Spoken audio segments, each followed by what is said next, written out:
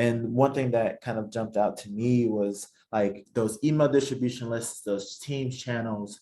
What are some of the things you all have seen work successfully as like a consistent like engagement point? Because one of the things that we're trying to do is we're a 100% remote company, like I'm sure many of us are. So anything we can do to engage in this virtual environment would be great.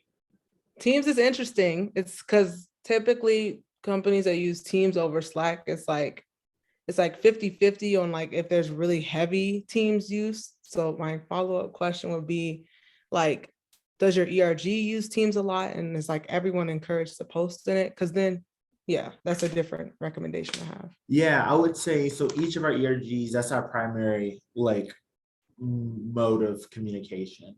So there's events posted in Teams, but we don't have a lot of engagement. So that question of like, oh, is everyone encouraged or empowered to post? Yeah, everyone knows they can post, but it's not, it can go a week without having any activity.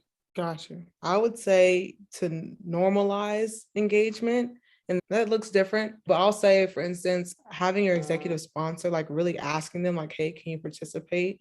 Like when we do post in channel, that kind of gives people permission.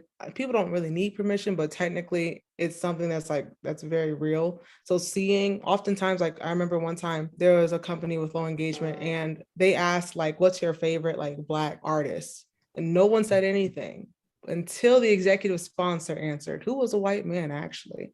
And then it was a flood of responses in the channel. Like that's really what made the difference. So that's one thing, but also making sure that the Teams channel is a real resource for people. So yeah, that oftentimes is on the communications person in your ERG. And that's why I really like having clear roles too, because then that person, all they focus on is building community within the Teams channel. That's their only thing that they do. And really community first is a big piece too. So not always, like don't always just put like ally education in the channel, like make it really about like, we want to be connected to the other Black employees here and speaking to that more.